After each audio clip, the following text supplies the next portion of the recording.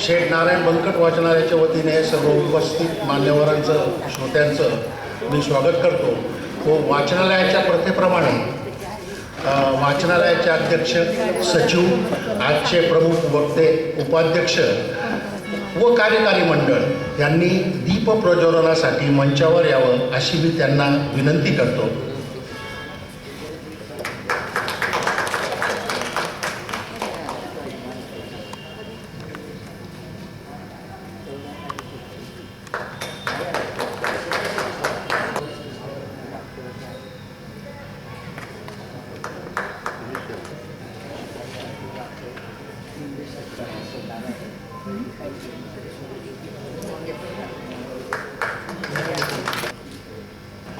आजच्या व्याख्यानाचे प्रायोजक के.आर. पाटील आणि कुटुंबीय यांच्या वतीने आजचं व्याख्यान आयोजित करण्यात आलेलं आहे। मी वाचनालयाच्या अध्यक्षांना विनंती करतो की त्यांनी आज आलेले आपले वक्ते माननीय वसंत गिरीजी यांचं स्वागत वाचनालयाच्या व चाळीसगावकरांच्या वतीने करावं। त्याचबरोबर वक्त्यांबरोबर आलेले माननीय सुभाष पालेजी यांना विनंती करतो की त्यांनी यावं आणि वाचनालयाचे सचिव राजेश ठोंबरेजी त्यांचं वाचनालयाच्या वतीने स्वागत करतील।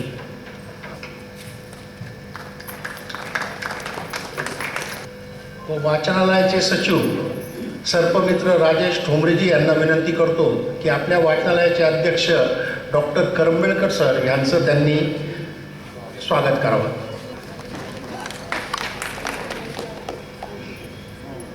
आजच्या वक्त्यांचा परिचय करून देण्यासाठी माननीय विश्वास देशपांडे सर यांना मी येथे आमंत्रित करतो, त्यांनी पाहुण्यांचा परिचय करून द्यावा।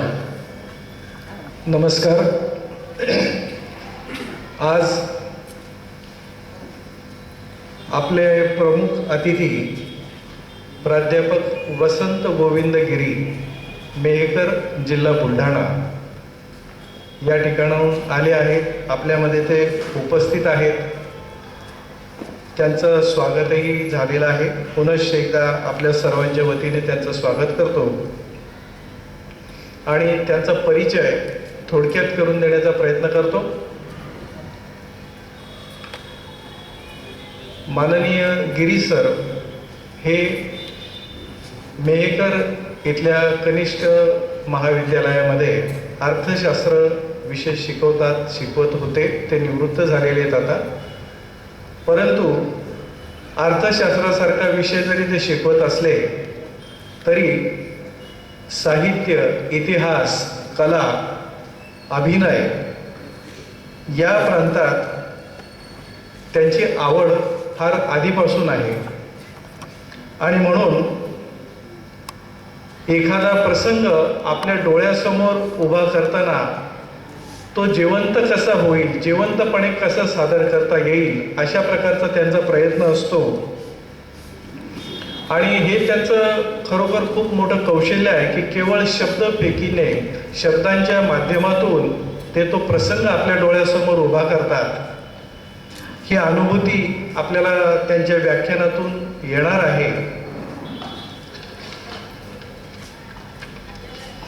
आदरणीय गिरी सर हे त्यांच्या विद्यार्थी जीवनापासून साहित्य, कला, वक्तृत्व, वादविवाद या प्रांतामध्ये सक्रिय आहे। त्याची त्यांना आवड आहे।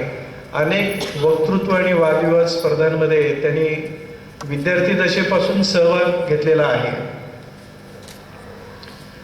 जानेवारी 1995 पासून वीरगाथा क्रांतीवीरांची या व्याख्यान प्रयोगाची सुरुवात त्यांनी केली आणि मला सांगायला अतिशय आनंद वाटतो की वीरगाथा क्रांतीवीरांची किंवा त्यांचा वंदे मातरम हा कार्यक्रम याचे 500च्या वर प्रयोग झालेले आहेत आणि आज आपल्याकडं आपल्या पुढे हाच अत्यंत प्रेरणादायी अशा प्रकारचा कार्यक्रम ते सादर करणार आहेत। त्याचबरोबर देशगौरव सुभाषचंद्र बोस कोण असावेत तरुणांचे आयडॉल्स आणि आणखीही समयोचित प्रेरणादायी अशा प्रकारची व्याख्यानं ते देत असतात. आपल्या व्याख्यानातून क्रांतिकारकांच्या जीवनातील रोमहर्षक प्रसंगाचं सादरीकरण ते करतात आणि संपूर्ण महाराष्ट्राला आपल्या प्रभावी वाणी आणि सादरीकरणानं ते परिचित आहेत. सरांनी काही ग्रंथनिर्मिती पण केलेली आहे. त्यांची पुस्तकं अशी आहेत. उगवतीचे उन्मेष हा शैक्षणिक प्रश्नांवरील लेखसंग्रह आहे. तरुणांचे आयडॉल सुभाषचंद्र बोस हा चरित्र ग्रंथ आहे. क्रांती उद्यानाचे तपस्वी हा ऐतिहासिक लेखसंग्रह आहे. गोस्वामी शौर्यगाथा ही ऐतिहासिक वीरगाथा आहे. त्याचप्रमाणे युगपुरुष बाबासाहेब, युवा संस्कार, अमृत कुंभ हे ग्रंथ आता म्हणजे प्रसिद्धीच्या प्रकाशनाच्या मार्गावरती आहेत. त्याचे सरांना अनेक पुरस्कारांनी सन्मानित करण्यात आलेला आहे. त्यामध्ये दर्यापूर जिल्हा अमरावती इथला आई पुरस्कार त्यांना मिळालेला आहे. सावरकर रत्न पुरस्कार भगूर जिल्हा नाशिक इथला त्यांना प्राप्त झाला आहे. त्याचप्रमाणे शब्दसृष्टी साहित्यरत्न पुरस्कार अकोला, डॉक्टर बाबासाहेब आंबेडकर साहित्य अकादमी पुरस्कार लातूर, दिनमित्र मुकुंदराव पाटील पुरस्कार तरवडी तालुका नेवासा जिल्हा अहमदनगर, शब्दगंध साहित्य पुरस्कार अहमदनगर, माणिकरत्न पुरस्कार गोभणी तालुका रिसोड जिल्हा वाशिम, त्याचप्रमाणे स्वदेशी अभियान पुरस्कार आसू तालुका फलटण जिल्हा सातारा. आणखीन एक सरांचं म्हणजे मानाचा तुरा ज्याला म्हणता येईल अशा प्रकारचं राज्यस्तरीय ग्रामीण साहित्य संमेलन पलूस जिल्हा सांगली या ठिकाणी 2018 मध्ये जे साहित्य संमेलन झालं होतं त्या साहित्य संमेलनाचे सर अध्यक्ष होते आणि महाराष्ट्रातल्या अनेक नामवंत वक्ते आणि साहित्यिक यांच्याकडून त्यांच्या वक्तृत्वाची प्रशंसा केली गेलेली आहे.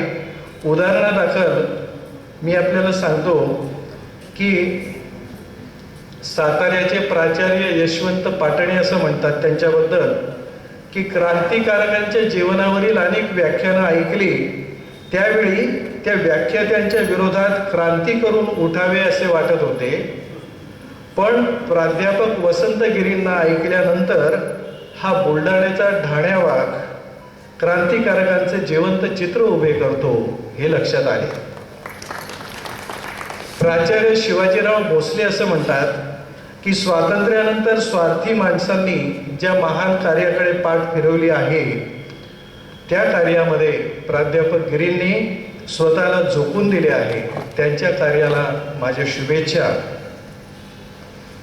अशाच प्रकारच्या प्रतिक्रिया पद्मश्री मुझफ्फर हुसेन, प्राचार्य राम शेवाळकर, कविवर्य नाग देशपांडे मेहकर, देशभक्त कोशकार चंद्रकांत शहासने आणि डॉक्टर विकास आमटे आनंदवन, भारताचार्य सुग शेवडे मुंबई या सगळ्या मान्यवरांनी प्रतिक्रिया त्यांच्या या कार्यक्रमाबद्दल दिलेल्या आहेत.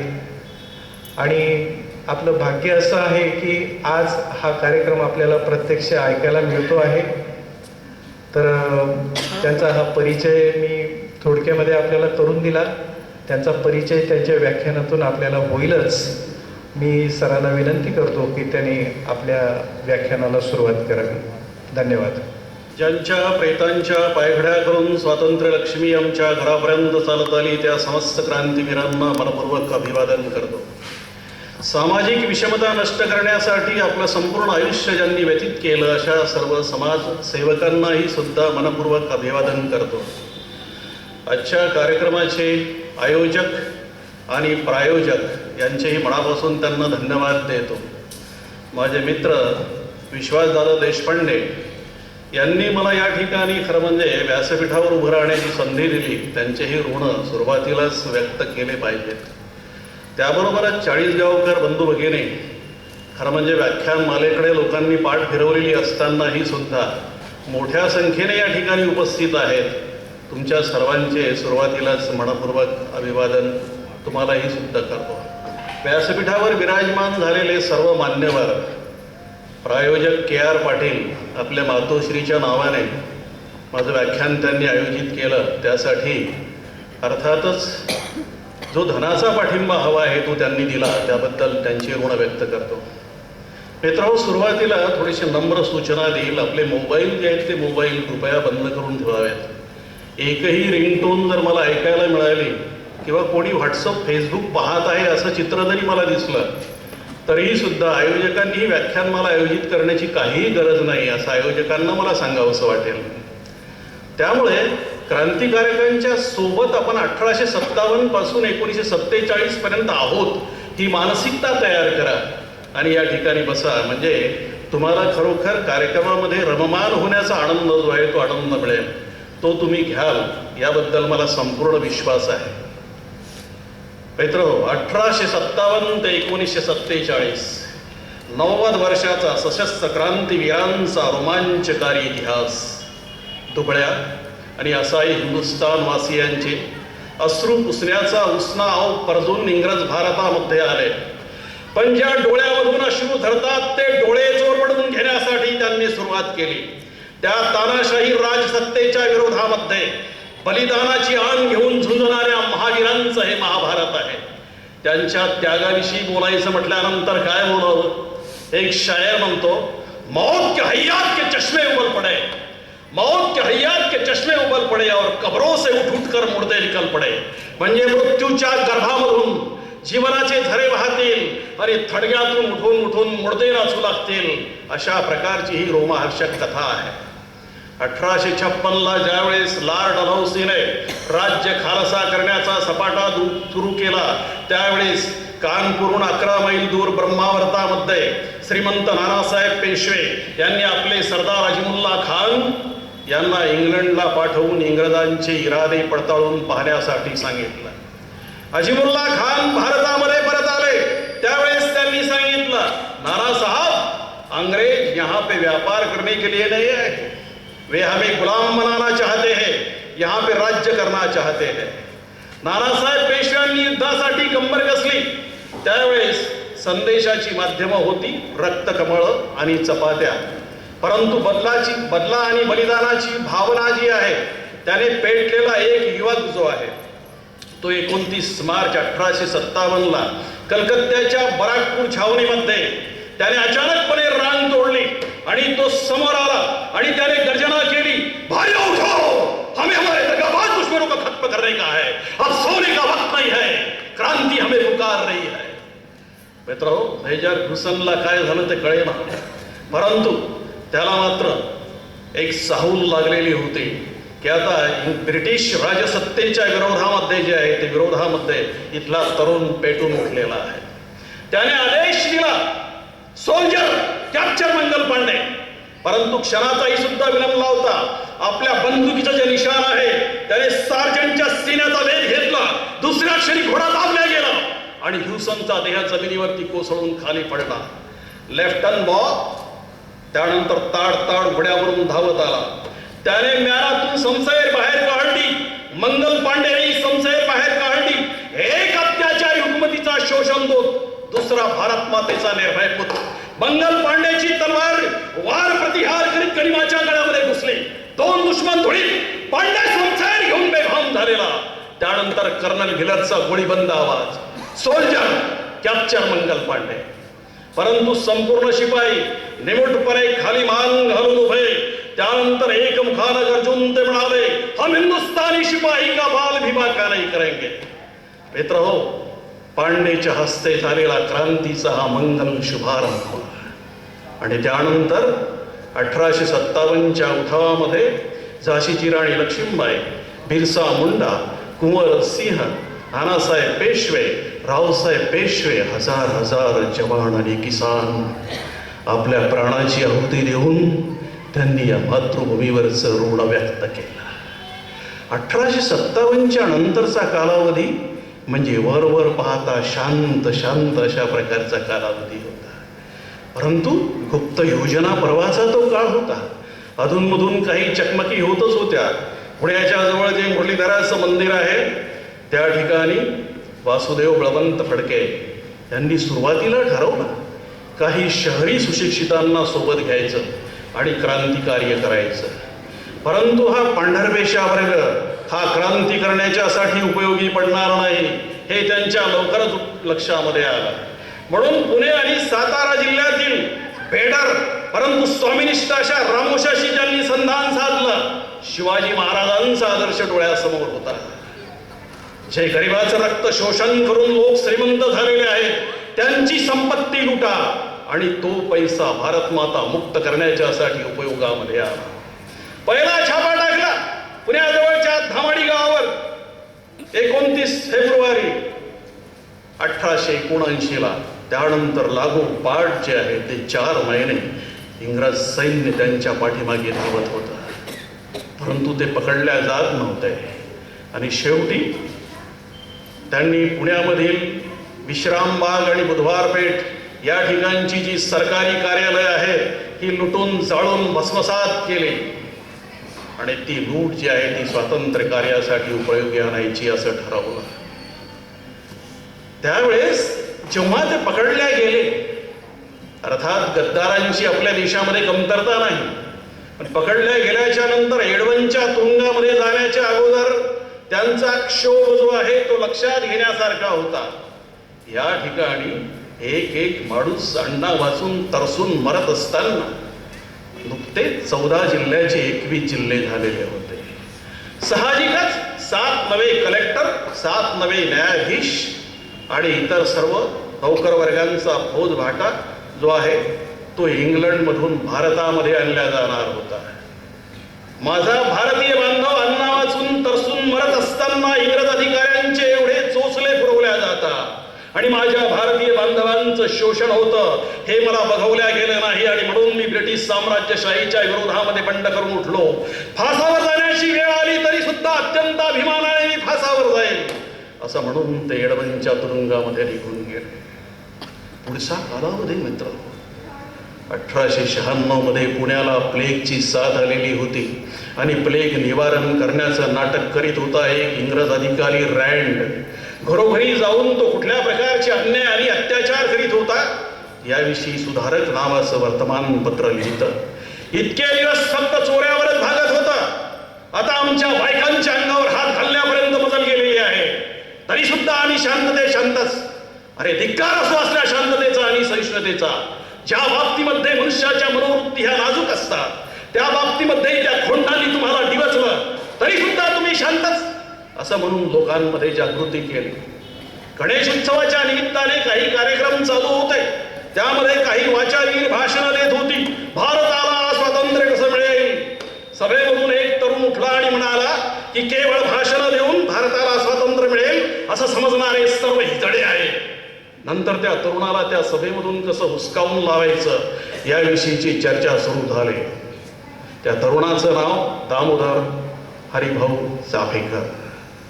मित्र, लोकमान्य टिळकांनी मात्र त्याला जवळ बोलवलं आणि सांगितलं की खरोखर पुण्याच्या एकाही तरुणामध्ये जर पौरुषाचं बळ असतं तर अद्यापपर्यंत इंग्रज अधिकारी रँड हा जिवंत राहिला नसता. त्यामुळे तिघा भावांनी बेमालूमपणे योजना आखली. त्याची टिळकांना कल्पनाही सुद्धा होते. दामोदर, बाळकृष्ण आणि वासुदेव. त्यावेळेस जे आहे ते त्यावेळेस ज्या दिवशी नेमका जो आहे की नेमका व्हिक्टोरिया राणीचा त्यावेळेस हिरक महोत्सवी दिवस होता. त्या दिवशी ती योजना आखल्या गेली. ती योजना आखल्या गेल्याच्या नंतर दामोदर जवळ आणि बाळकृष्णाजवळ पिस्तुला होते. त्या ठिकाणी वासुदेव रस्त्यावरती उभा आहे. बाळकृष्ण आणि दामोदर दबा धरून झुडपाच्या आड बसलेले आहेत. ज्यावेळेस रँडची बग्गी म्हणजे टांगा येईल त्यावेळेस वासुदेव आवाज करेल, गोंधळाला रे आला. आणि हा आवाज केल्याच्या नंतर त्या बग्गीवरती तुटून पडायचं, अशा प्रकारची योजना आखलेली होती. तेव्हा जे आहे तेव्हा रात्रीचे 12 वाजायला लागले. एक एक अधिकारी परतायला लागला, पण व्हॅनची बग्गी मात्र अद्यापपर्यंत दिसत नव्हती. हुबेहूब त्याच रंगाची एक बग्गी आली, परंतु गोंद्या आला रे आला हा आवाज मात्र वासुदेवचा येत नव्हता. त्यामुळे कदाचित वासुदेवला पोलिसांनी पकडलेलं असेल, पण रॅड मात्र हातचा सुट्टा कामा नाही. म्हणून त्याच बग्गीवरती उड्डाण घेतलं बाळकृष्णांनी. त्यामध्ये लेफ्टनंट आयस्टन बसलेला होता. गडद काळोख्या अंधारामध्ये कोण बसलेला याची त्याला कल्पना आली नाही. त्याची पत्नी सुद्धा बाजूलाच बसलेली होती. तिने जोरात पिस्तुलाचा चाप धरल्यानंतर आवाज केला, परंतु गाडी चालक अप्पा गोपाळला इंग्रजी समजत नव्हता आणि पिस्तुलाच्या आवाजाने घोडे अधिकच वेगात समोर धावत होते. इतक्यात पाठीमागून दुसरी बग्गी आली आणि वासुदेवचा आवाज आला, गोंद्या आला रे आला. आणि तो आवाज आल्याच्या बरोबर त्यावेळेस वाशा बाजूला हो म्हणून वासुदेवला बाजूला केलं दामोदर पंतांनी आणि त्या बग्गीवरती तुटून पडले. रॅनच्या मांसलमानेमध्ये पिस्तूल खुपसलं आणि तत्क्षणी चाप दाबला. सर्वच्या सर्व त्या ठिकाणावरून पसार झाले. मित्रहो, बाळकृष्णाला काही दिवस केशवराव कोरटकर नावाचे जे न्यायाधीश होते हैदराबादला, त्यांनी दत्ताच्या टेकडीवर त्याला लपवून ठेवण्यासाठी सहाय्य केलं. आणि दामोदर वडिलांच्या पाठीमागे उभं राहिले आणि कीर्तन करायला लागले. दुसऱ्या दिवशी एक पोळं पोर जे आहे ते टिळकांकडे आलं आणि म्हणालं, काल आम्हाला गणेश खंडीमधला गजानन पावला.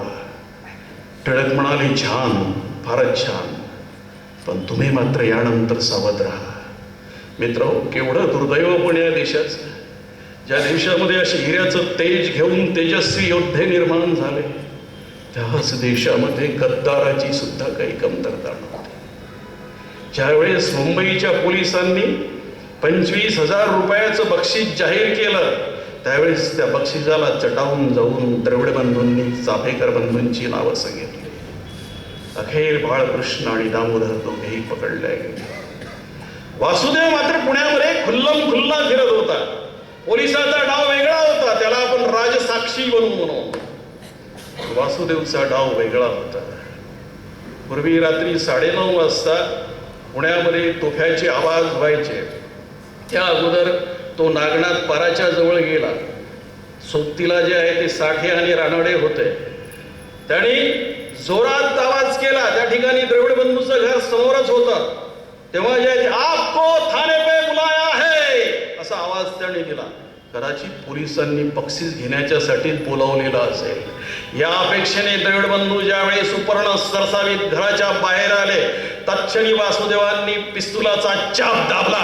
गद्दारांना अशाच प्रकारची शिक्षा दिली पाहिजे हा धडा दिला वासुदेवानं. आणि मोठ्या अभिमानानं तो आपल्या 2 भावाच्या सोबत जेलमध्ये गेला आणि फासावर सुद्धा गेला. मित्र, जगाच्या इतिहासामध्ये असं एकही उदाहरण नाही. तिघेच्या तिघे सक्के आणि विवाहित भाऊ देशाच्या स्वातंत्र्यासाठी फासावर गेलेली आहेत. ही चाकाची फुलं कोमेजली, पण त्यांचा सुगंध मात्र भारतभर दळवत राहिला. चाफेकर बंधूच्या हुतात्म्यानं वेळ झालं. नाशिक जिल्ह्यातील भगूर गावातील एक कोवळ पोर एके रात्री ते अचानकपणे उठलं. अष्टभुजा देवीच्या समोर गेलं. आपल्या हाताचा अंगठा त्यांनी कापला. देवीला रक्ताचा टिळा लावला, स्वतःलाही रक्ताचा टिळा लावला आणि शपथ घेतली, कार्यासाठी झुंजत राहू, खंत नको पुढे, गिरवीत राहू तुमच्या आम्ही पराक्रमाची धडे. 1857 पासून 1947 पर्यंत अनेक हुतात्मे होऊन गेले. त्यांच्या प्रेताला जो चिताग्नी दिला, त्याची राख जी आहे ती राख आपल्या डोळ्यामध्ये सुरमा म्हणून लावून घेणारा एक जिवंत अशा प्रकारचा हुतात्मा म्हणजे स्वातंत्र्यवीर विनायक दामोदर सावरकर. त्यांच्या त्या दिवाणगीवर एका शायराने अचूकपणे शेर केलेला आहे.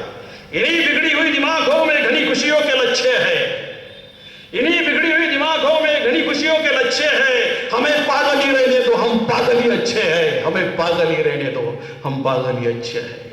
स्वातंत्र्य प्राप्तीपूर्वीची पिढी होते, त्यामुळे केवळ भारत माता मुक्त झाली पाहिजेत, तिच्या शृंखला तुटल्या पाहिजेत, ती स्वतंत्र झाली पाहिजेत.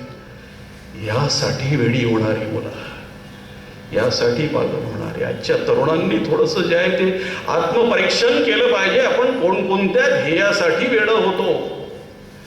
एखादी मुलगी मी तिच्याकडे सतत पाहतो आणि ती माझ्याशी बोलत नसेल तरी सुद्धा वेडे होणारी मुलं पुष्कळ प्रमाणामध्ये आहेत.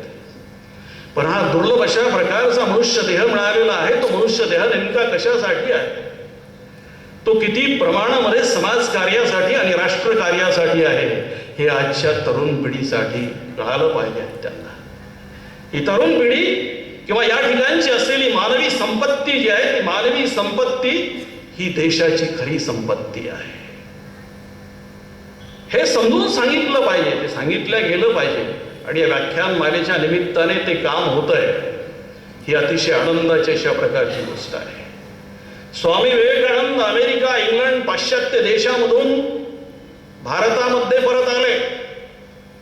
परंतु या ठिकाणचा गुलाम आणि दरिद्री अशा प्रकारचा भारतीय माणूस पाहिल्याच्या नंतर त्यांच्या समोर अध्यात्म करण्यामध्ये उपयोग नाही याची त्यांना खात्री पटली.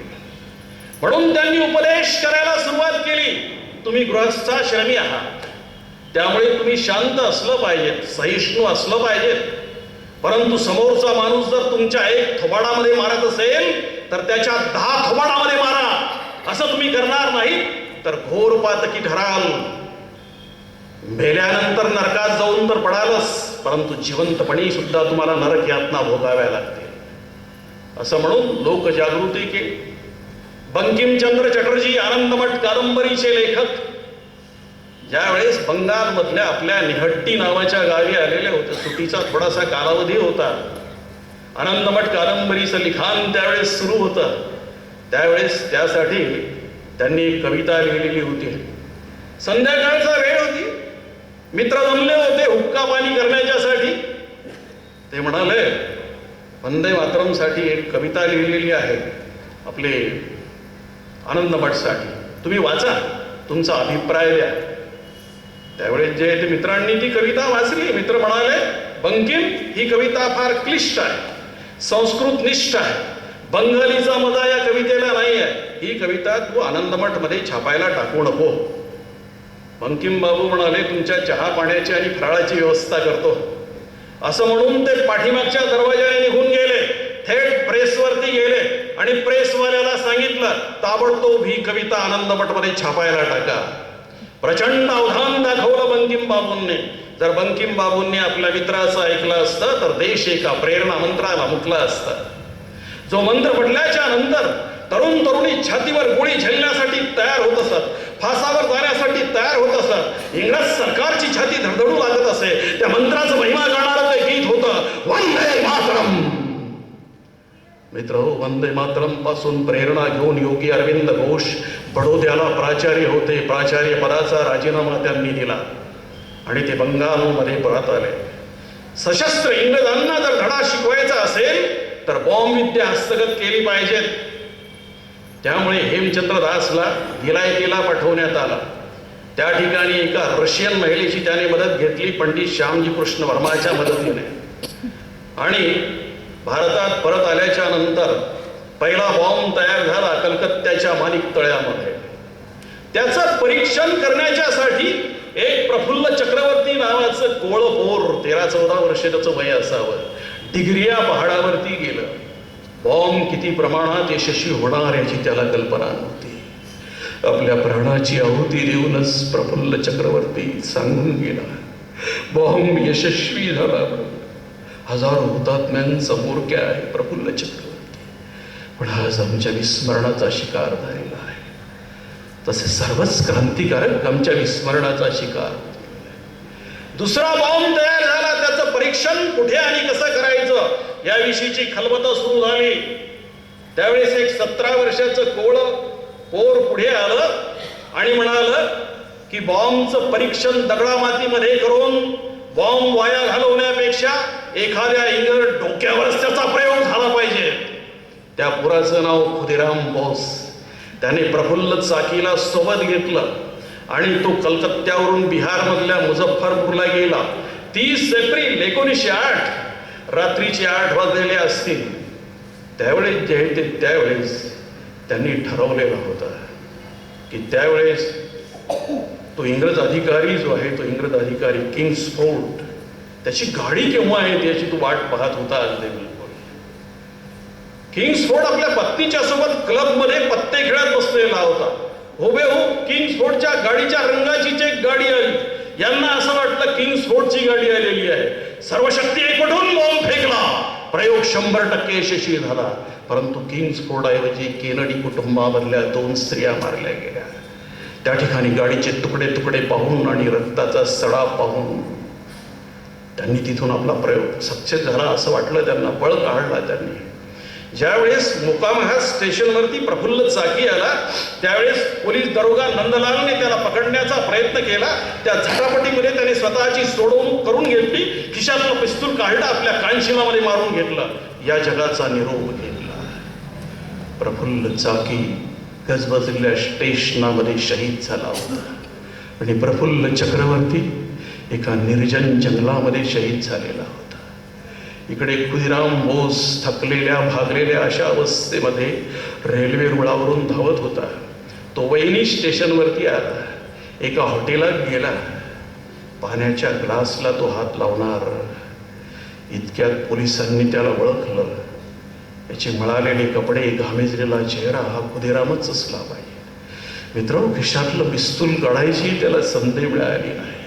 त्या अगोदरच त्याच्या हाताला हातकडी लागल्या गेली. पण जेव्हापासून त्याच्या हाताला हातकडी लागल्या गेली तेव्हापासून ते अगदी फासावर जाईपर्यंत तो तेवढाच प्रसन्न होता.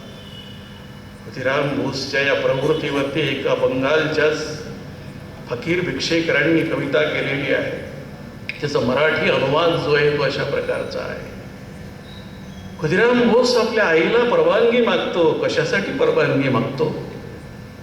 तो म्हणतो, आई फक्त एकदाच परवानगी दे फासावर जाण्यासाठी. पुन्हा येतो 10 महिने 10 दिवसाच्या नंतर मावशीच्या पोटी जन्म घेतो. कारण वडिलाचा मृत्यू झालेला आहे. त्यानंतर तू जर मला ओळखू शकली नाहीस ना त्या बाळाला तर त्याच्या गळ्यावरचा दोरखंडाचा ओरड पहा, म्हणजे तुला कळेल की हा आपला खुदिरामच आहे म्हणून. मित्र, 11 ऑगस्ट 1908 ला खुदिराम बोस जो आहे तो वधस्तंभाकडे जात होता, फासावर जात होता. त्यावेळेस त्याच्या बाजूचे दोन्ही पहारेकरी जे आहेत ते घाबरलेले होते. पण खुदिराम बोस हा एवढा प्रसन्न होता जणू काही त्या 2 पहारेकऱ्यांनाच तो फासावर घेऊन जात होता. अशा प्रकारचं चित्र निर्माण झालेलं होतं. मदनलाल धिंगरा जेव्हा लंडनला आलेला होता त्याला आर्किटेक्ट बनायचं होतं. हा पंजाबी तरुण खरं म्हणजे अगदी सुटाफुटात राहणारा, क्लबात जाऊन नृत्य करणारा, सगळ्या प्रकारची अय्याशी करणारा, छंदी फंदी अशा प्रकारचं जीवन जगणारा, परंतु सावरकरांचा सहवास जो आहे तो सहवास लाभला. आणि आपणही सुद्धा आपल्या प्राणाचं बलिदान द्यायचं मातृभूमी मुक्त करण्याच्यासाठी, म्हणून त्यांनी ठरवून टाकलं. पण कर्झन वायली जो आहे तो कर्झन वायली अगदी सगळ्या गुप्त योजनावर जे आहे ते इंडिया हाऊस मधल्या नजर ठेवत होता आणि सर्व प्रकारचं रिपोर्टिंग करत होता. म्हणून कर्झन वायलीला कसं उडवायचं याविषयीचा विचार विनिमय सुरू झाला. पण इंडिया हाऊस मध्ये राहूनच सर्व जर वधाचा त्याच्या कट केला तर कदाचित इतर विद्यार्थी धोक्यामध्ये येऊ शकतील याची कल्पना सावरकरांना होती. म्हणून त्यांनी मिस रोज नावाची सेक्रेटरी होती कर्झन वायलीची, तिच्याशी ओळख करून दिली मदनलाल धिंगराची. आणि मग तिच्याकडून त्यांनी कर्झन वायलीची ओळख करून घेतली. कर्झन वायलीला वाटलं हा सुटाफुटातला तरुण, क्लबात जाऊन नृत्य करणारा, सगळं अय्याशी जीवन जगणारा, याच्याजवळ कुठला आलाय देशप्रेम. इंडिया हाऊसमध्ये काय घटना घडतात त्या घटना हा आपल्याला येऊन सांगेल. म्हणून कर्झन वायलीने त्याच्यावरती विश्वास ठेवला. तसा विश्वास संपादन करावा लागतो एखादं महत्त्वपूर्ण राष्ट्रकार्य करायचं, देशकार्य करायचं म्हणून. त्याचा भेद मात्र वेगळा होता. टॉटनहॅम रोडवरील फनलँडमध्ये जाऊन त्याने नेमबाजीचा सराव सुरू केला. आणि ज्यावेळेस 1 जुलै 1909 इंडियन नॅशनल असोसिएशन मार्फत इम्पिरियल हाऊसमध्ये एक वार्षिक उत्सवाचा कार्यक्रम होता. त्या ठिकाणी कर्झन वायली प्रमुख पाहुणा म्हणून येणार होता. मदनलाल धिंगरालाही सुद्धा त्याचं निमंत्रण मिळालं होतं. तेवढा विश्वास त्याने संपादन केलेला होता.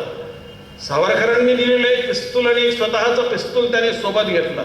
पिस्तूल हे विदेशी आहे कदाचित वेळेवर उपयोगी पडलं नाही तर म्हणून रॉजर्स अँड सन्स कंपनीचा एक स्वदेशी खंजीरही सुद्धा त्याने सोबत घेतला.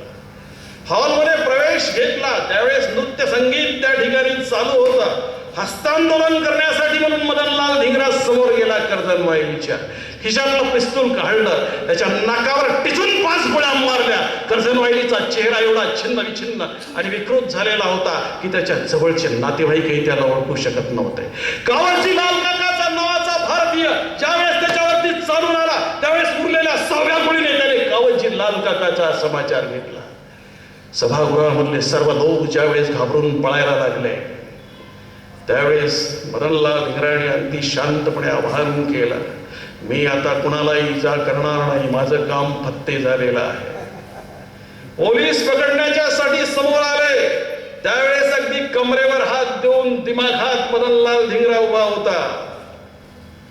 त्यांनी ज्यावेळेस त्याच्या पोटाला हात लावण्याचा प्रयत्न केला त्यावेळेस मदनलाल धिंगरा म्हणाला, माझ्या पोटाला हात लावू नका हो, त्यामुळे माझ्या पोटाची इस्त्री खराब होईल.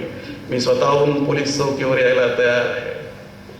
आणि लंडनच्या शेफर्ड बुश पोलीस चौकीवर रात्री 2 वाजेपर्यंत वेगवेगळ्या प्रकारचे प्रश्न मदनलाल धिंगराला विचारले जात होते.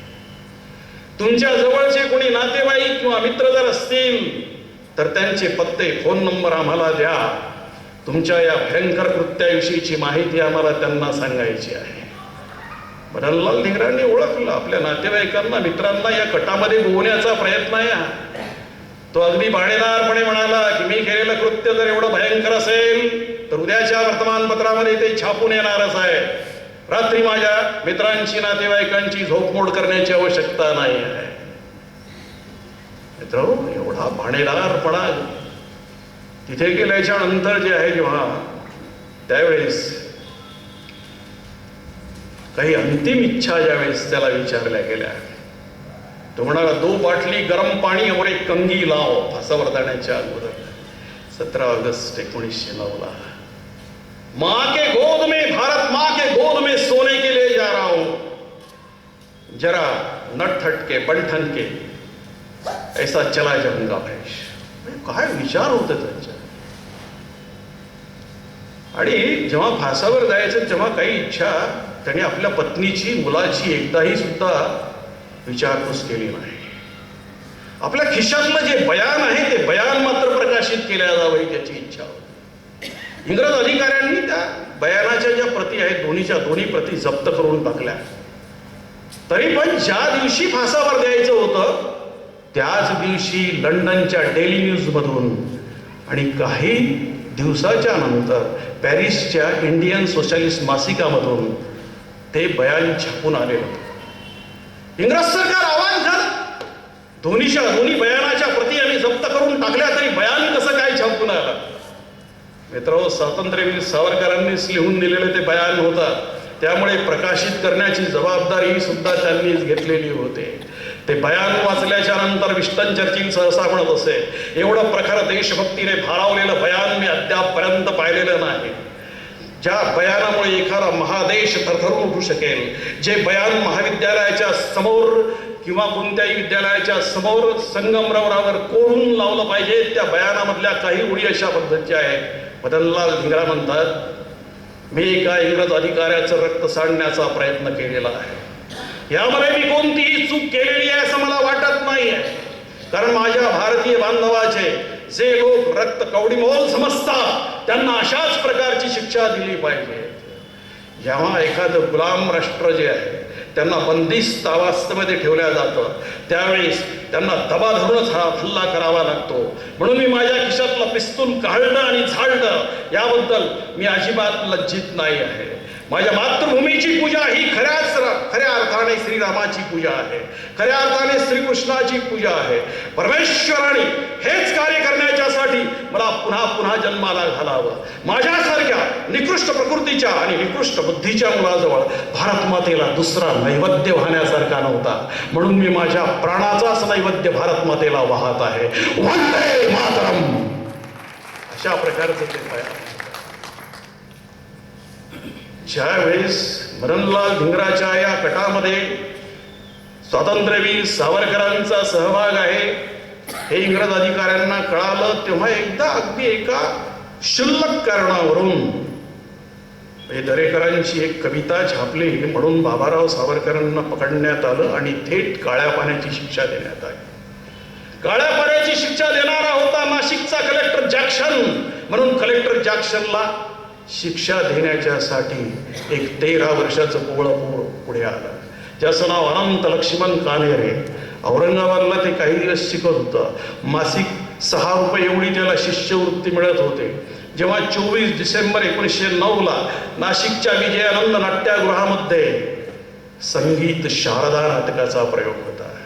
शारदेच्या भूमिकेमध्ये बालगंधर्व काम करणार होते म्हणून नाटकाला तोबा गर्दी झालेले होते. त्यावेळेस ते आनंदाने धोत्राच्या सुग्यामध्ये कोटाच्या खिशामध्ये 2 पिस्तुलं घेतली. समोर जे ते तिकीट काढून कर्वे आणि देशपांडे जे ते सुद्धा त्याच्या सोबत होते. जोगळेकर नावाचे नट साकीचे सूर गुणगुणत होते. त्यावेळेस कलेक्टर जॅक्सन, त्याचे मित्र आणि परिवार संपूर्ण त्यांनी जेव्हा सभागृहामध्ये प्रवेश केला त्यावेळेस अनंता उठला. पहिली गोळी झाडली परंतु त्याचा लेह हुकला. त्यानंतर तो जवळ गेला आणि लागोपाठ गोळ्या झाडल्या आणि काही कालावधीच्या नंतर कलेक्टर जॅक्सनचा वध झाला. त्या दिवशी हमखासपणे बालगंधर्वाची टाळी मिळणार होते मित्र हो. ती टाळी मिळवली एका शाळकरी मुलाला आणि मोठ्या अभिमानानं जो आहे तो जेलमध्ये गेला. बॅरिस्टर जयकर त्यावेळेस लिहितात की या मुलाला अनेक प्रश्न विचारले जात होते पण एकाही प्रश्नाचं उत्तर तो देत नव्हता किंवा भीतीमुळे त्याच्या चेहऱ्यावरची रेषही सुद्धा हलत नव्हती. फासावर जाण्याच्या अगोदर दोरखंडाचं चुंबन घेऊन अनंता म्हणतो, माझ्या देशबांधवांचे जे लोक रक्त कवडी मोल समजतात त्यांना अशाच प्रकारची शिक्षा दिली पाहिजे. वंदे मातरम असं म्हणून तो फासावर जातो. पुढचा कालावधी 1914चा. पहिलं महायुद्ध त्यावेळेस सुरू झालेलं होतं आणि पाश्चात्य देशामध्ये अमेरिका, इंग्लंड इकडे गदर नावाची पार्टी काही वीरांनी स्थापन केलेली होती. त्यामध्ये लाला हरदयाल, डॉक्टर पांडुरंग सदाशिव खानखोजे, सरदार अजित सिंग इत्यादी धुरंधर नेते जे आहेत ते कार्यरत होते. त्यावेळेस गदर नावाचं एक साप्ताहिकही सुद्धा ते चालवायचे. त्यामधून ते जाहिरात द्यायचे. पहा जाहिरात कशी असायची. पाहिजे भारतात जाऊन लढणारे बद्धपरिकर अशा प्रकारचे योद्धे पाहिजे. पगार, मृत्यू, इनाम, हौतात्म्य, पेन्शन, स्वातंत्र्य, कार्यस्थळ हिंदुस्थान. मित्र, अशी जर जाहिरात दिली आज जाईल का कुणी त्या ठिकाणी नोकरी करायला? शेत विकतो बा, घरदार विकतो वाटल्यास नाही का, सगळं काही विकतो, डोनेशन देतो, पण मला जे ते मला सावलीच्या आत बसून नोकरी करण्याची आहे. सही करून नोकरी करता यावी. फारसं जे ते कष्ट पडू नये. परंतु स्वातंत्र्य प्राप्तीपूर्वीची पिढी आणि आताची पिढी यामध्ये हाच फरक आहे. त्याग आणि भोग यामध्ये असलेला हा जो फरक आहे की स्वातंत्र्य प्राप्तीच्या नंतर आम्ही केवळ भोगवादी होत गेलो, त्याग आम्ही विसरून गेलो. ही अत्यंत दुःखाची गोष्ट आहे. तेव्हा जे आहे ते अगदी गद्री वीरांचा पट्टा जो आहे तो गद्री वीरांचा पट्टा उत्तर भारतापासून ते पंजाब पर्यंत मरमिटेंगेच्या घोषणा देत आला. त्यांना एकच गोष्ट कळाली नाही की गुप्त क्रांती जर करायची असेल तर आपल्या जिभेचा पट्टा हा छाटावा लागतो.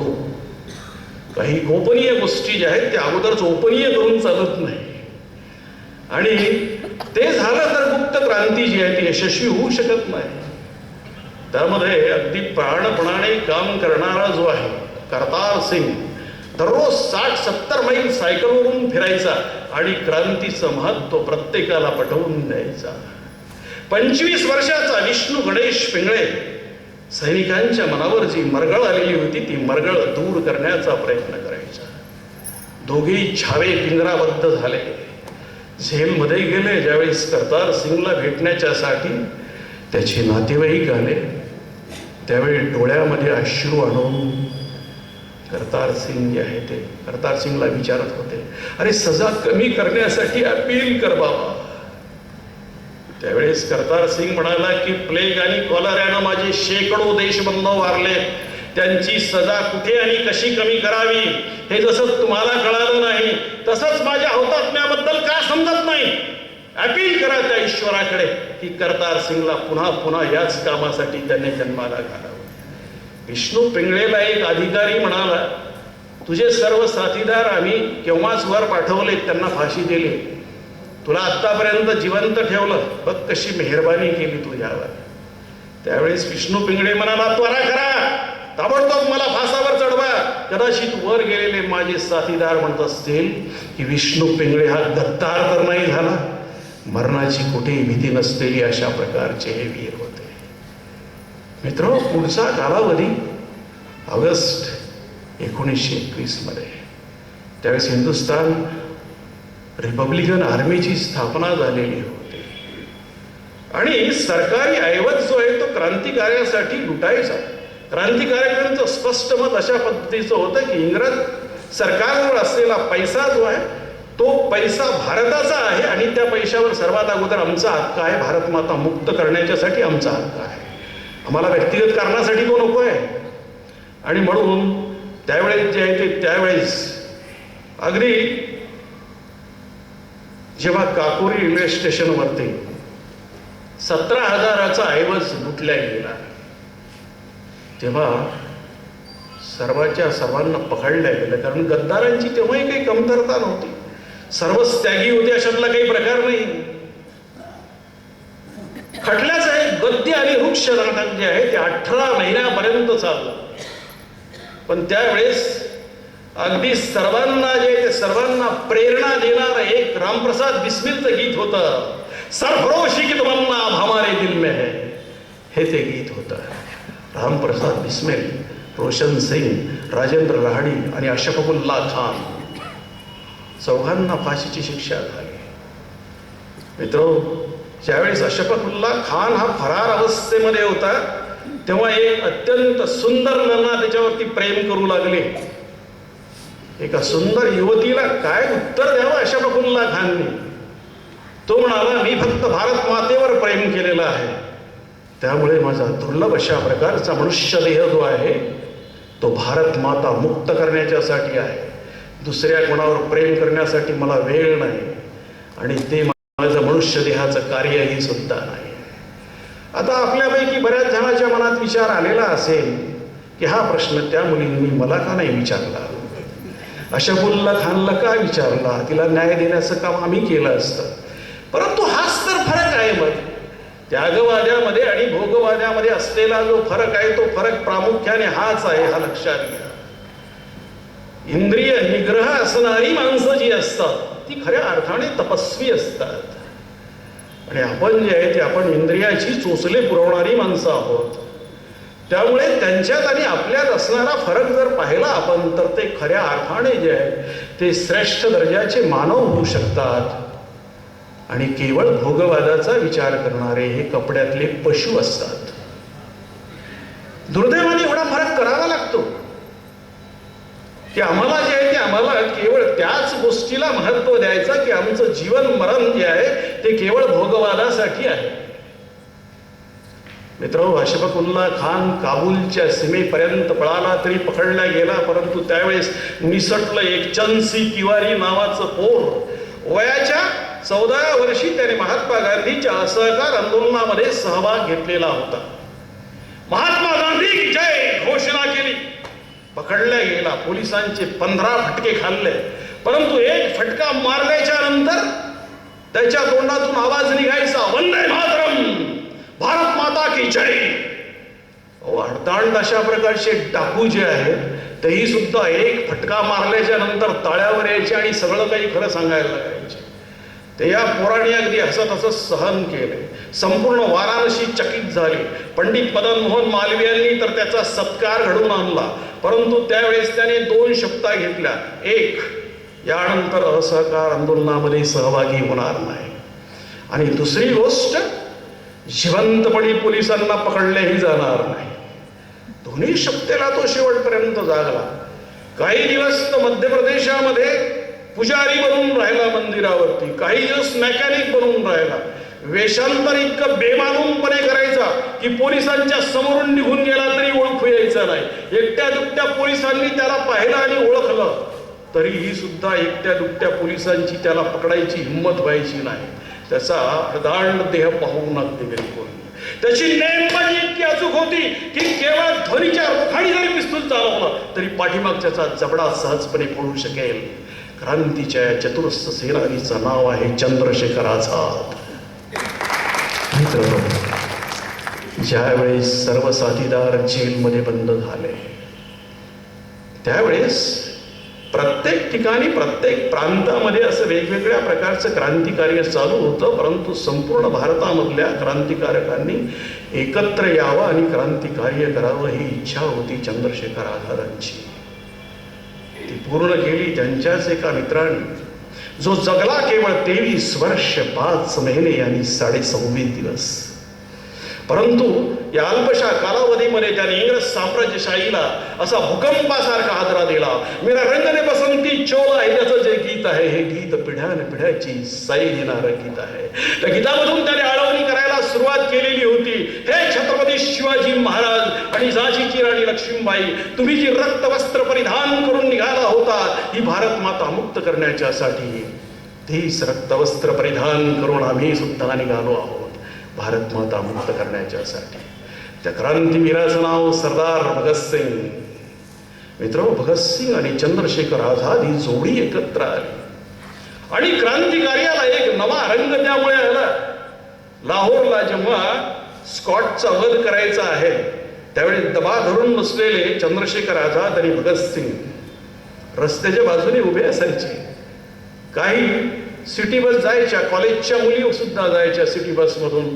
त्यावेळेस हळूच चंद्रशेखर आझाद भगतसिंगच्या कानात म्हणायचे, है कोई हमारे प्यारे भगत के साथ शादी करने के लिए तैयार. त्यावेळेस भगतसिंग म्हणायचा, मेरी शादी तो आप ही करवा देंगे भैया. मित्र, शादी म्हटल्यानंतर गैरसमज करून घेऊ नका. क्रांतिकारक फासावर जाण्याला शादी असं म्हणत असतात. आणि ज्यावेळेस भगतसिंग, राजगुरू, सुखदेव या तिघांची फाशी जाहीर झाली त्यावेळी डोळ्यामध्ये अश्रू आणून चंद्रशेखर आझाद म्हणाले, मीच त्याची शादी ठरवली. एकट्याचीच नाही तर तिघांची ठरवली, पण तो प्रसंग पाहण्याची माझी इच्छा नाही आहे. त्या अगोदरच मी या जगाचा निरोप घेणार आहे. आणि मित्र, घडलंही सुद्धा तसंच. 27 फेब्रुवारी 1931 अलाहाबादच्या अल्फ्रेड पार्कामध्ये सुखदेवराजला सोबत घेऊन बर्माला कसं जायचं याविषयीचा विचार चंद्रशेखर आझाद करत होते. त्यावेळी CID नाडवावरची गाडी समोर आली. त्याचे साथीदारही सोबत होते. त्याने पिस्तूल काढलं आणि प्रश्न विचारला, तुम्ही या ठिकाणी काय करता? चंद्रशेखरांनी आझादांनी विचार केला, आपली मृत्यूची घडी जवळ आलेली आहे. क्षणाचाही विलंब न होता त्यांनी खिशातलं पिस्तूल काढलं आणि विद्युत वेगाने झाडलं. परंतु त्यावेळेस नाडबावरच्या खांद्याला चाटून ती गोळी गेली. अचानक झालेला हल्ला पाहून नाडबावर आणि त्याचे साथीदार एका झाडाच्या आड दडले. आझादांनी सुद्धा एका जांभळाच्या झाडाचा आश्रय घेतला. किंचितपणे डावा हात ज्यावेळेस नाडबावरचा बाहेर आला त्यावेळी चंद्रशेखर आझादांच्या गोळीने तो जायबंदी झाला. ज्यावेळेस ठाकूरचे साथीदार ठाकूर विशाल सिंग राय चौधरी साहेब जवळच्याच कर्नलगंज पोलीस चौकीमधून अनेक पोलिसांचा ताफा घेऊन त्या ठिकाणी आले. ठाकूरचा त्याचा मित्र होता नाडबावरचा ठाकूर, त्याने पाठीमागून गोळी जेव्हा टाकली चंद्रशेखर आझादच्या पाठीमागे त्यावेळेस पाठीमागे न पाहता केवळ ध्वनीच्या रोखाने आझादांनी पिस्तूल झाडलं आणि ठाकूरचा जबडा फोडला. अनेक पोलिसांचा ताफा आल्याच्या नंतर एक विरुद्ध अनेक हे युद्ध किती कालावधीपर्यंत चालणार? जिवंतपणे आपण जेलमध्ये जायचं नाही हे तर त्यांनी ठरवलेलंच होतं.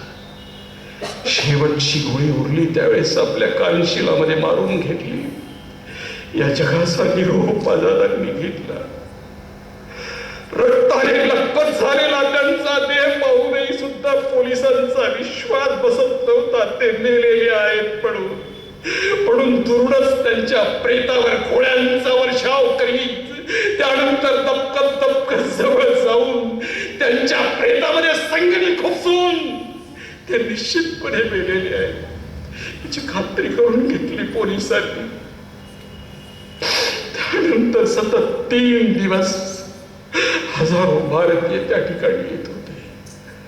त्या जांभळाच्या झाडाचं दर्शन घेत होते. एका पवित्र तीर्थस्थानाचं महत्व त्या झाडाला प्राप्त झालं होतं. पण हे सुद्धा बघवलं गेलं नाही इंग्रज सरकारनं. तिसऱ्या दिवशी ते जांभळाचं झाडच कापून टाकण्यात आलं. आझादांना जेव्हा विचारायचे त्यांचे साथीदार, भैया आप बहुत मोटे हैं, आपको फांसी पे चढ़ाने के लिए बहुत बड़ा रस्सा ढूंढना पड़ेगा. त्यावेळी चंद्रशेखर आजाद म्हणायचे, अरे फांसी का फंदा तो तुम लोगों के लिए मुबारक हो, हम तो दुश्मनों के साथ उनके गोलियों का सामना करते करते मरेंगे. हम आजाद हैं और आजाद ही रहेंगे. शेवटच्या क्षणापर्यंत जे आहे ते आझाद आहे. जेव्हा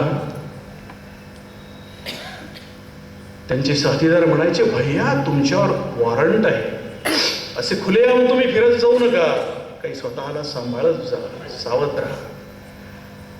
तेव्हा त्यांचा एक शेर ठरलेला असायचा, पॅटर्न असायचा, अरे जब से सुना है मरने का नाम जिंदगी, अरे जब से सुना है मरने का नाम जिंदगी, सर से कफन बांध के कातिल को ढूंढते हैं. हा त्यांचा शेर असायचा. हे वीरा, अभिमन्यूच्या शर्थीनं या ठिकाणी तू लढलास. या मातृभूमीवर तुझ्या रक्ताचं यथेच्छ सिंचन तू केलंस.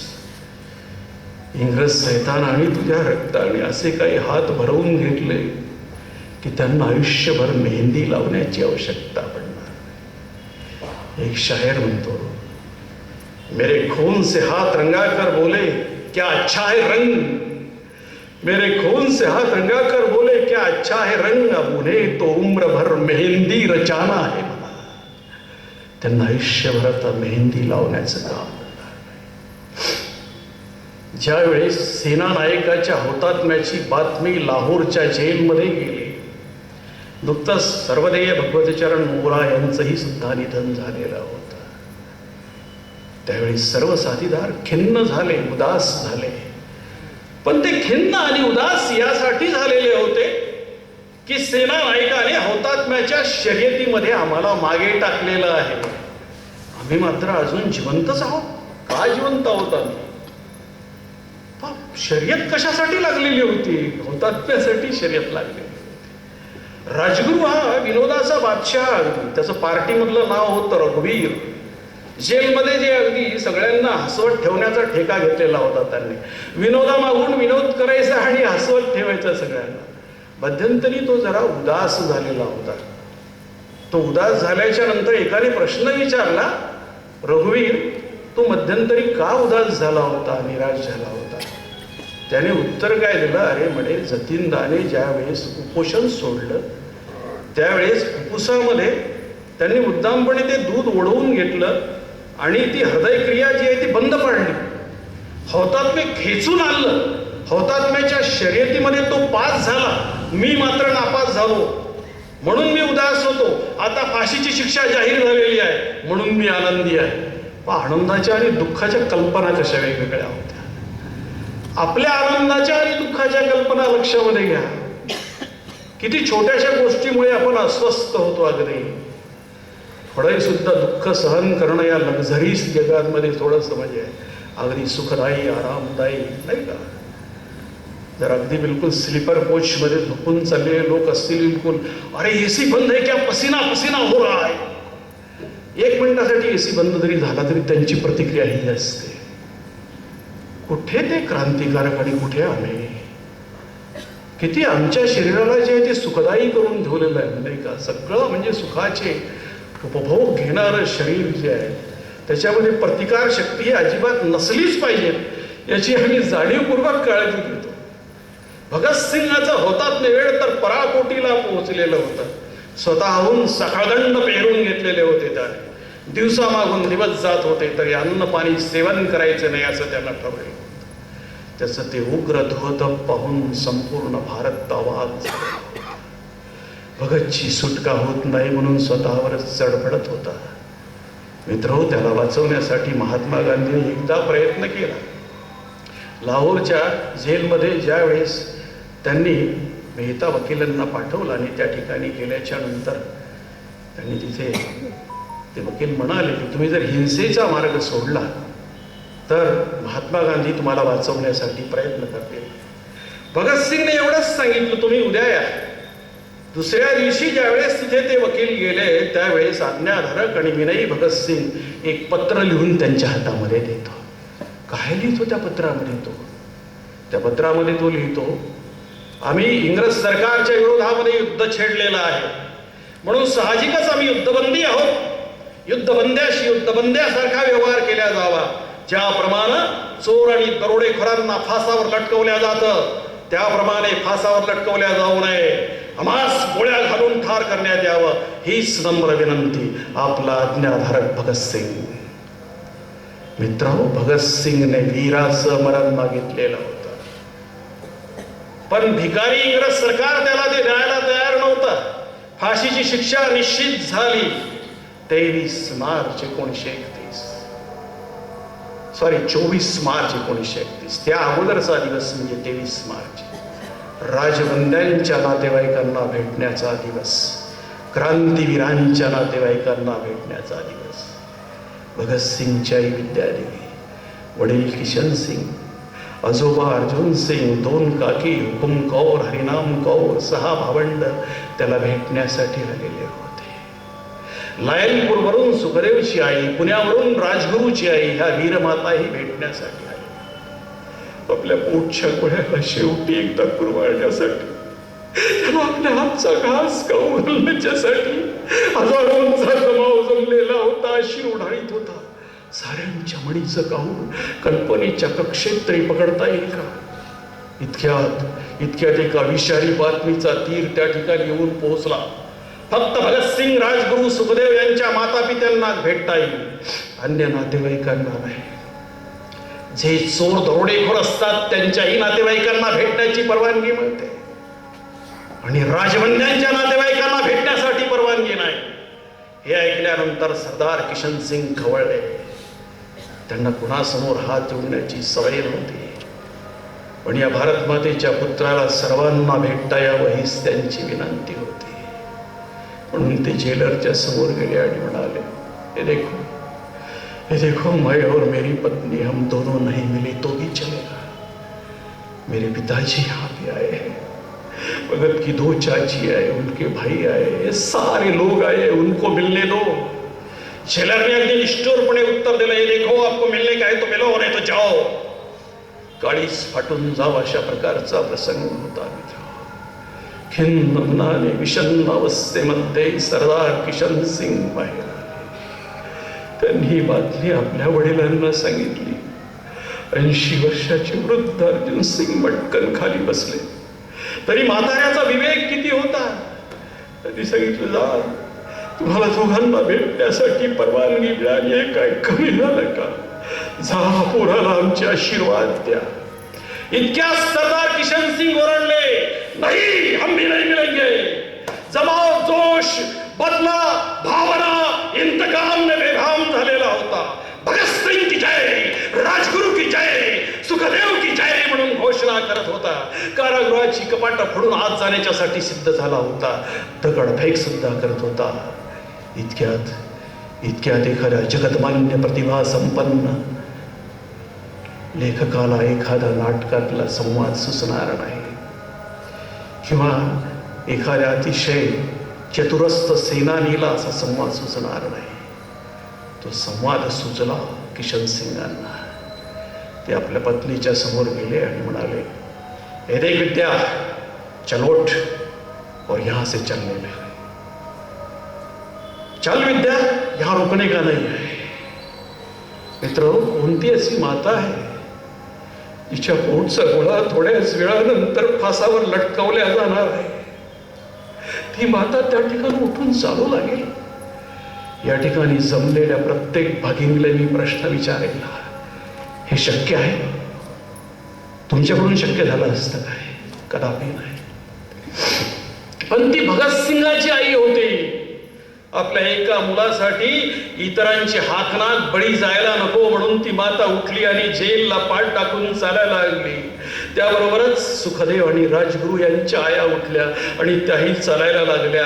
जमावांनी त्या मातेला नमस्कार केला आणि त्याबरोबर त्या मातीलाही सुद्धा नमस्कार केला. मित्रहो, इतिहासामध्ये स्वर्ण अक्षरांनी लिहून ठेवावा अशा प्रकारचा प्रसंग आहे. इतिहासामध्ये स्वर्ण अक्षराने लिहून ठेवावा अशा प्रकारचा प्रसंग आहे. भगतसिंग लफासावर जाण्याच्या अगोदर गुरुग्रंथ साहिब हा त्यांचा ग्रंथ पठन करण्यासाठी देण्यात आला. त्यांनी सांगितलं, तुमचा हा धार्मिक अधिकार आहे, तुम्ही हे पठन करू शकता. भगतसिंग नेहमीप्रमाणे हसून म्हणाला, कमरेवर हात देऊन, आयुष्यात मी कधी देवाचं नाव घेतलं नाही म्हणून मला जग नास्तिक म्हणणार आहे, म्हणू द्यात. पण शेवटच्या क्षणी मी या ग्रंथाचं पठन केलं तर मृत्यूच्या भीतीमुळे माझे पाय डगमगले असा त्याचा अर्थ होईल. जगाने मला नास्तिक म्हटलेलं चालेल, पण भेकड म्हटलेलं चालणार नाही. असं म्हणून ग्रंथाचं पठन करण्याच्यासाठी त्यांनी नकार दिला. लाहोरवरून दिल्लीला फोन लावण्यात आला आणि सांगण्यात आला, हॅलो, या ठिकाणी आलेला जमाव अतिशय उन्मत्त झालेला होता, बिघडलेला होता. कदाचित रात्रीला येईल, जेलच्या भिंती फोडेल आणि फक्त भगतसिंग, राजगुरू, सुखदेव यांनाच नाही, सर्व राजबंद्यांना घेऊन पळून जाईल. म्हणून फाशीच्या शिक्षेचा आदेश ताबडतोब देण्यात यावा. सरकार त्यांचंच होतं, त्यामुळे काही प्रश्न नव्हता. फाशीच्या शिक्षेचा आदेश ताबडतोब देण्यात आला. नथीसिंग नावाचा एक सरदार ब्राह्मण, जगन्नाथ नावाचा एक पुरोहित जबरदस्तीने पकडून आणण्यात आले. पेट्रोलचे आणि रॉकेलचे डबे आणण्यात आले. तिघांनी सुद्धा वरमाळा गळ्यामध्ये घातल्या. लगीन घाईच त्यांना झालेली होती. इन्क्लाब जिंदाबाद, साम्राज्यवाद मुर्दाबादच्या घोषणा देण्यात आल्या. तिघांना सुद्धा फासावर चढवून त्यांची प्रेत खाली उतरवली. त्या प्रेतांची खंडोळी केली. ते 3 थैल्यामध्ये टाकले. ते 3 थैले ट्रकमध्ये ठेवले. पेट्रोलचे आणि रॉकेलचे डबे त्यामध्ये ठेवले. जगन्नाथला आणि नथीसिंगला त्यामध्ये बसवलं. लाहोर पासून 80 मैल दूर काश्यायन पुलापाशी सतलज नदीच्या किनारी फिरोजपूरला आणून ते 3 थैले पेकावर ठेवून त्यावर पेट्रोल आणि रॉकेल टाकून निर्भयपणे जाळून टाकण्यात आलं. निर्भयपणे जाळून टाकण्यात. दुसऱ्या दिवशी जेव्हा असंख्य भारतीय त्या ठिकाणी आले, अर्धवट जळालेले मांसाचे तुकडे लोकांनी आपल्या कंडे दाबीच्यामध्ये भरून घेतले. आपणही सुद्धा त्यांच्यासारखं निर्भय पराक्रमी झाला पाहिजे म्हणून भगतसिंग आपल्या आईला नेहमी म्हणायचा, हे देख माँ, जब मैं मरूंगा तब लोग मेरी लाश को संभालेंगे या तुम्हें संभालेंगे, इसलिए एक बच्चा छोड़े जा रहा हूं, बटुकेश्वर दत्त. आणि हा बटुकेश्वर दत्त वास्तविक पाहता बंगालचा, त्याचं काही तसं नातं नव्हतं, परंतु हे क्रांतिकार्याच्या निमित्तानं आलेलं जे नातं होतं ते फार मोठं होतं.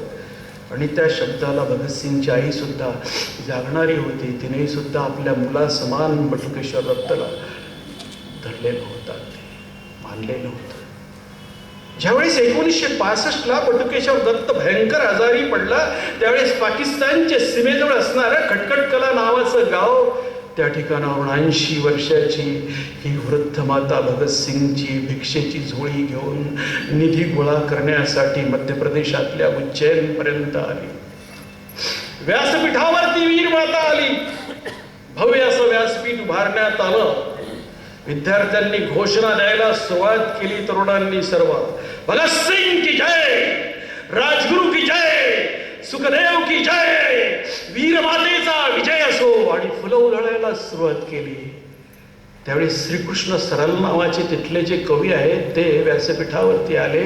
म्हणाले, फुलं उधळू नका हो, वृद्ध मातेच्या डोळ्याला लागतील, त्यामुळे तिचे डोळे अधू होतील.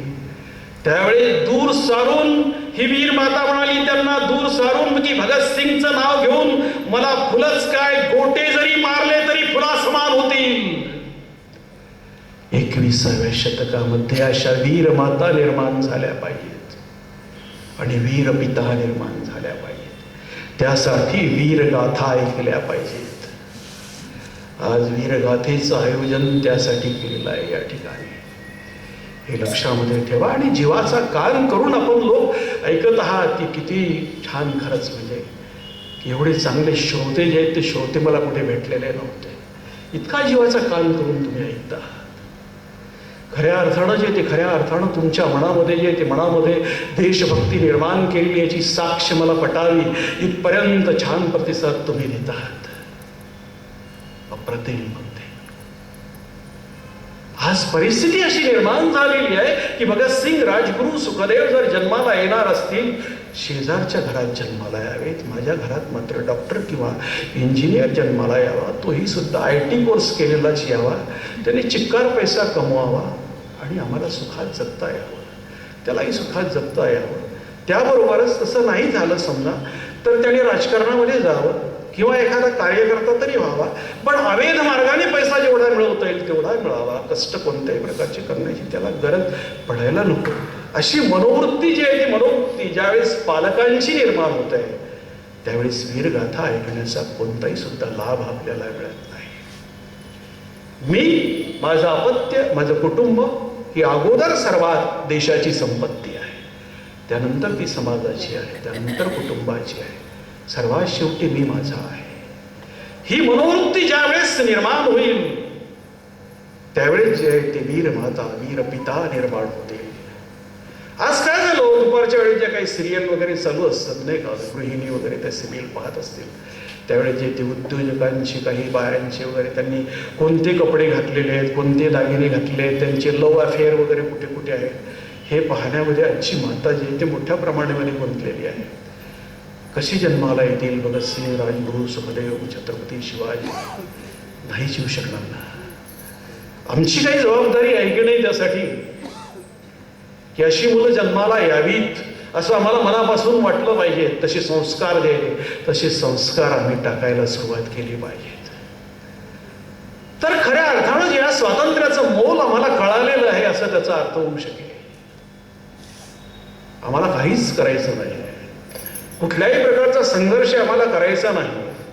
आसुरी शक्ती सुद्धा या देशामध्ये कितीही वाढत असली तरी आम्ही संघर्षाचं नाव सुद्धा घेणार नाही. संघर्ष करणं तर दूरच राहिलं, पण हे सगळं कसं आपोआप झालं पाहिजे. अगदी ही जी मनोवृत्ती आहे आमची, हे असं होणार का? बिलकुल खुलजा सिम सिम म्हटल्याच्या बरोबर अगदी सगळं काही घडून येईल असं नाही होऊ शकणार. त्यासाठी राज्यकर्त्याची जर मनोवृत्ती नसेल तर ती अत्यंत वाईट आहे. तर जनताही सुद्धा त्याच मनोवृत्तीची असावी लागेल. त्यावेळेस ते बदल जे आपल्याला दिसतील, स्वातंत्र्याचं खरं मोल जे आहे ते मोलही सुद्धा आम्हाला त्यामुळे कळायला लागेल. पुढचा कालावधी की ज्यावेळी दुसरं महायुद्ध जे आहे ते सुरू झालेलं होतं तेव्हा जे आहे ते तेव्हा 1942ला 8 ऑगस्ट 1942ला मुंबईच्या गोवालिया टँकवर आज जे क्रांती मैदान झालेलं आहे, महात्मा गांधींनी नेहमीचा आपला अहिंसात्मक पवित्रा सोडला आणि घोषणा दिली, डू ऑर डाय, करेंगे या मरेंगे. काँग्रेसने अर्थातच म्हणजे फार नाराजीने किंवा दबकतच त्या आंदोलनाला अनुमती दिलेली होती.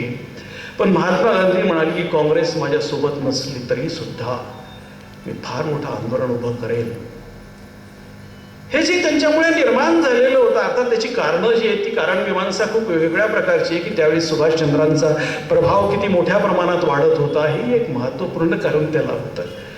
परंतु ज्यावेळेस की ही गर्जना महात्मा गांधींनी दिली त्यावेळेस सुभाषबाबू तेव्हा म्हणाले, 39चे गांधीजी विसरायचे असतात, 41ची गांधीजी लक्षात ठेवायचे असतात. त्रिपुरीचे गांधीजी जे आहेत अध्यक्षपदावरून सुभाषबाबूंना काढणारे ते विसरणं आवश्यक आहे, हे गांधीजी लक्षात ठेवणं आवश्यक आहे. एवढा सन्मान जे आहे सुभाषबाबूंनी दिलेला होता हे आपल्याला विसरता येत नाही. तरी सुद्धा भारतीय जनता जी आहे ते एका व्यक्तीकडे अत्यंत अपेक्षेने त्या ठिकाणी पाहत होते, ज्यांनी काँग्रेसचं अध्यक्षपद लाथाडलेलं होतं, फॉरवर्ड ब्लॉकची स्थापना केलेली होते आणि आपण स्वतंत्रपणे भारताला स्वातंत्र्य मिळवून देऊ अशी घोषणा केलेली होती. तर सुभाषबाबूंनी महात्मा गांधीची वर्ध्याला भेट घेतली परंतु मार्ग सापडला नाही. सावरकरांची मुंबईला जाऊन भेट घेतली त्यावेळेस त्यांना मार्ग सापडला. त्यांनी सांगितलं की राजबिहारी बोस हे पंजाब सध्या जे आहेत ते जपानमध्ये आहेत, त्यांना तुम्ही भेटा आणि कशा पद्धतीने गुप्त कार्य, मला जपानची मदत घ्या, तुम्ही जर्मनीची मदत घ्या, आम्ही हिंदू महासभेच्या मार्फत तो कार्यक्रम तो राबवत आहोत. त्यावेळेस सुभाषबाबूंनाही सुद्धा मार्ग काढला सापडला आणि ते आपल्या कलकत्त्याच्या एल्गी नाडोती 2 रोडवरच्या घरी आले अहोरात्र आध्यात्मिक ग्रंथाचं वाचन त्यांनी सुरू केलं. मी कुणालाही भेटणार नाही, कुणाशी बोलणार नाही, फोनवरून सुद्धा मी बोलणार नाही आहे. आपण राजसन्यास घेतलेला आहे, राजकारणातून आता आपण निवृत्त झालो आहे, अशा प्रकारची घोषणा त्यांनी केली. आणि त्यानंतर जे आहे ते 17 जानेवारी 1941ला रात्री 1:40 सुभाष बाबू आपल्या घरातून निसटले. संपूर्ण भारत अवाक होऊन पाहत राहिला. पोलीस घरी आले, अनेक प्रश्न विचारले, कुठे गेलेले आहेत ते. घरच्या लोकांनी सांगितलं आम्हाला काहीच कल्पना नाही आहे, त्यांना शोधून आणून देणं हे तुमचं काम आहे. आणि सुभाष बाबू खऱ्या अर्थाने तेवढी गोपनीय माहिती ठेवण्यामध्ये यशस्वी झालेले होते. त्यांची पुतणी इला आणि 2 पुतणे जे आहेत ते सोडतात, फारसं कोणाला ते माहीत नव्हतं त्यांचं जे सगळं नियोजन आहे. आणि 6 जानेवारी 1944ला सिंगापूरच्या आकाशवाणीवरून त्यांच्या वक्तृत्वाचे बॉम्बगोळे ऐकायला मिळाले. कॉम्रेड सैनिक हो, तुमचा आमचा एकच रणहुंकार, चलो दिल्ली. जोपर्यंत दिल्लीला जाऊन आपण लाल किल्ल्यावरती इंग्रज साम्राज्यशाहीच्या मस्तकावरती विजयनृत्य करणार नाही, तोपर्यंत आम्हा शांतता नाही. आज मी तुम्हास काहीच देऊ शकत नाही. देऊ शकतो फक्त क्षुधा, तृष्णा, कष्ट, पदयात्रा, मरण. तरीही सुद्धा तुम्हाला माझ्यासोबत यावंच लागेल. या स्वातंत्र्य युद्धात कोण कोण जिवंत राहील हे मी सांगू शकत नाही, परंतु आपला विजय, भारताला स्वातंत्र्य हे मात्र निश्चित असेल. जय हिंद. अशा प्रकारचं ते भाषण होतं. मित्र, ज्यावेळेस आझाद हिंद सेना इम्फाळ, कोहिमा काबीज करून आसामपर्यंत आली, त्यावेळेस आझाद हिंद सेनेचं स्वागत, शुश्रूषा, सहाय्य करावं म्हणून आवाहन केलं सुभाषबाबूंनी.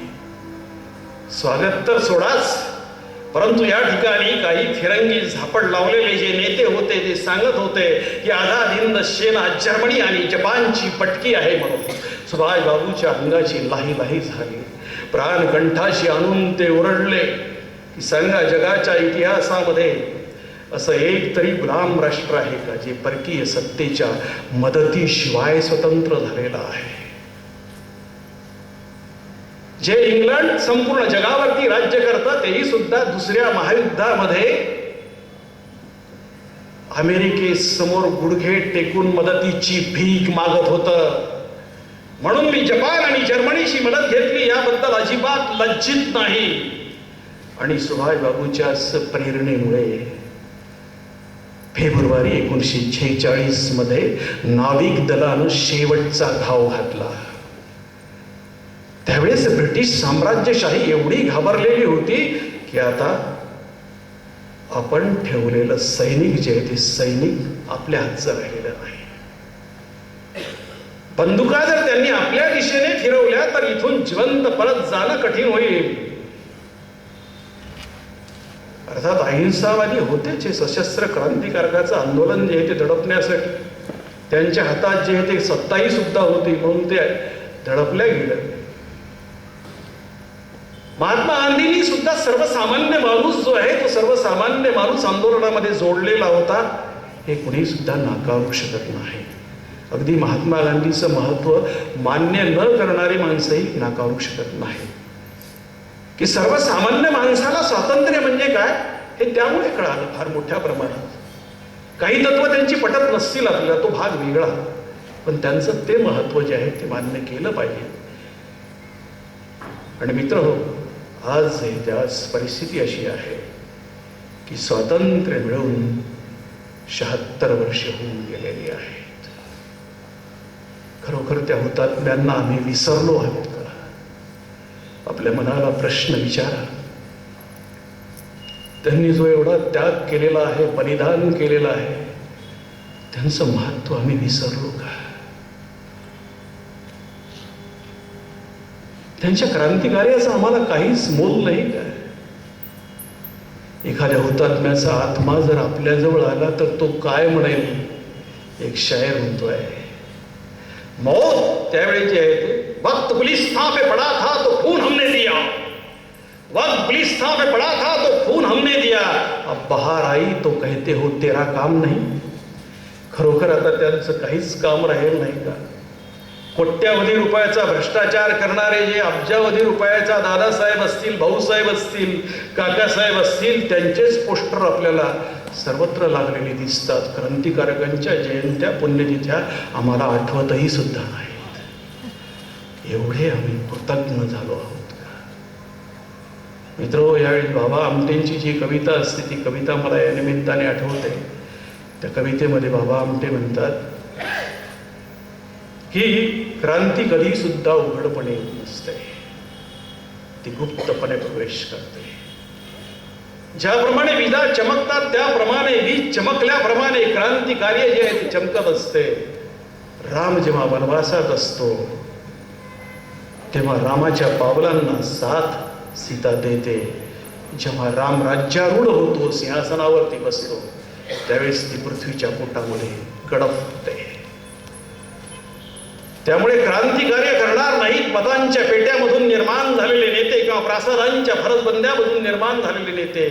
क्रांती कार्य करतील तुम्ही निर्माण केलेले युवक युवती, करतील या देशासाठी असीमांचं साहस. वंदे मातरम. आपल्याला उठून एक शपथही सुद्धा घ्यायची आहे. सर्वांनी कृपया थोडंसं 2 मिनिटासाठी उभं राहा.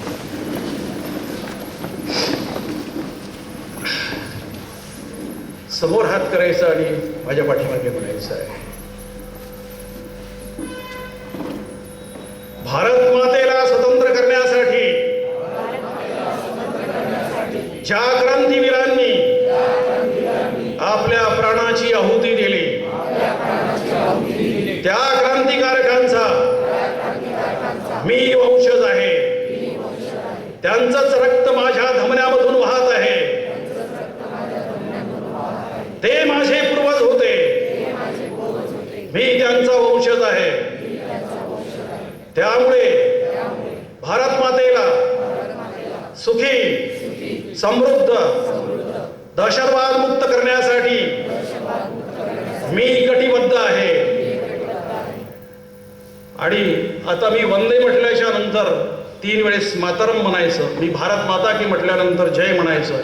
माझा जेवढा आवाज आहे तेवढा, तुम्ही जर 200 पट आहात तर तेवढा तुमचा आवाज असला पाहिजे, ते लक्षामध्ये घ्या. वंदे! दोन्ही हात उंचावून म्हणा. पण काही काही लोकांचा दोन्ही हात खालीच आहेत अगदी. वंदे! वंदे!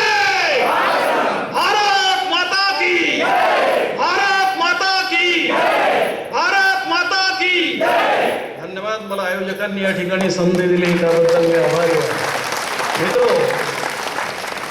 माझी पुस्तकं जी आहेत ती 4 पुस्तकं उपलब्ध आहेत. शैक्षणिक प्रश्नावरती उगवतीचे उन्मेष आहे. नेताजी सुभाषचंद्रांचं चरित्रही सुद्धा आहे. क्रांती उद्यानाचे तपस्वी हे क्रांतीवीरावर लिहिलेले लेख जे आहेत स्वातंत्र्याच्या अमृत महोत्सवाच्या निमित्ताने त्याचंही आहे. प्रत्येकाला पुरस्कार मिळालेले आहेत. 500 रुपयापेक्षा अधिक किमतीची पुस्तकं जर घेतली तर 40% तुम्हाला त्यावरती डिस्काउंट मिळेल. त्यापेक्षा कमी घेतली तर 20%चं मिळेल. क्रांतिकारकांचा आपल्याला सन्मान ठेवायचा आहे. यासाठी 10 प्रतीच आहेत फक्त, शिल्लक काही जास्त नाही आहेत. आपण कृपया आपल्या संग्रही ते असू द्यावं अशी विनंती मी करतो. धन्यवाद. धन्यवाद गुरुजी.